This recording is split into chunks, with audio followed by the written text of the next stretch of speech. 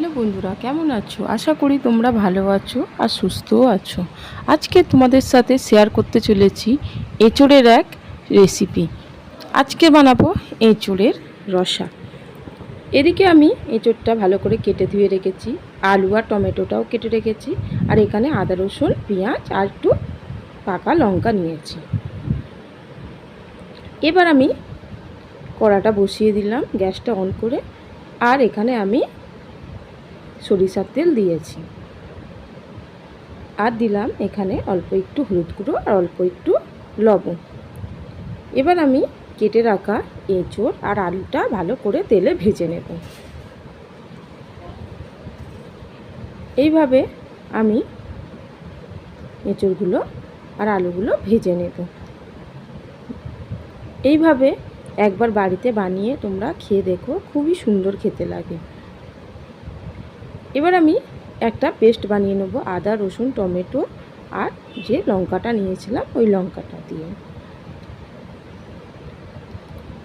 এবার আমি দেখো সুন্দর করে একটু ভাজা ভাজা হয়ে গেছে। এবার আমি নাবিয়ে নেব। সিদ্ধ করলে এঁচোড়গুলো বড্ড গলে যায়, তাই ভাবলাম আমি একটু ভেজেই আজকে রান্না করব, আর খেতে হয়েছিল খুব ভালো। এবার আমি ফেরও কড়াটা বসিয়ে দিলাম তেল দিয়ে, আর এই এঁচোড়ে একটু তেল একটু বেশি লাগে। এবার আমি কিছু গোটা গরম মশলা দিয়ে দিলাম, শুকনো লঙ্কা দিলাম, তেজপাতা দিয়েছি, আর অল্প একটু আমি দিয়েছি এখানে 5 ফোড়ন। তোমরা এখানে চাইলে একটু জিরে ফোড়নও দিতে পারো। মশলাটা ফোড়নটা ভালো করে ভেজে নিয়ে আমি যে পেস্টটা বানিয়ে রেখেছিলাম ওটা দিয়ে দিলাম। দিয়ে আমি এবার ভালো করে কষিয়ে নেব, মানে ভাজা করে নেব, না হলে এই কাঁচা গন্ধটা থেকে যাবে। এবার আমি এখানে লবণ দিলাম পরিমাণ মতো, হাফ চামচ হলুদ গুঁড়ো দিলাম, আর দিলাম এখানে অল্প হাফ চামচেরও কম লাল লঙ্কার গুঁড়ো, আর দিলাম জিরে গুঁড়ো 1 চামচ, আর দিলাম আমি এখানে 1 চামচ চিনি। চিনিটা দিলে খুবই ভালো লাগে, টেস্টটা খুব সুন্দরভাবে ব্যালেন্স হয়। তোমরা এখানে চিনিটা স্কিপ করতে পারো যদি পছন্দ না করো। এবার ভালো করে মশলাটা আমি কষিয়ে নেব। সুন্দর করে সময় নিয়ে মশলাটা কষিয়ে নিতে হবে যতক্ষণ না মশলা থেকে তেল ছাড়ছে।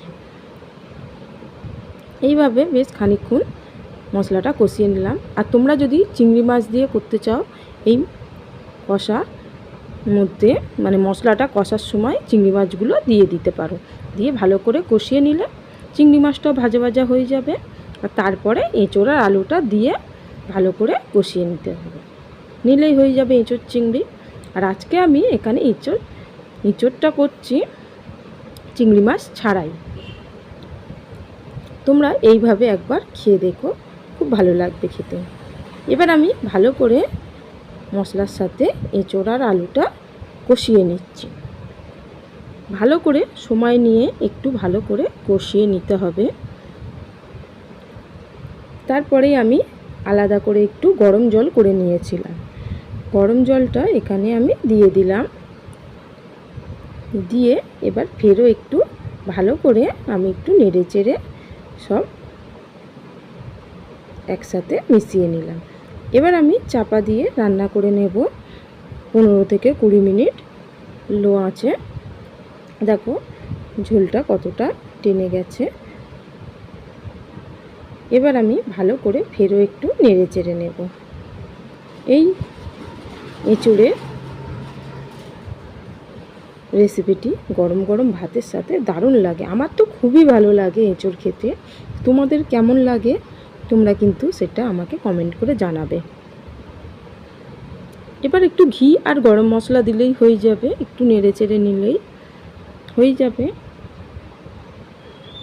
এঁচোড়ের রসা বা কষা, যেটাই বলতে পারো। এইভাবে একবার বাড়িতে বানিয়ে তোমরা খেয়ে দেখো, আশা করি ভালো লাগবে। আজ তাহলে এই পর্যন্ত।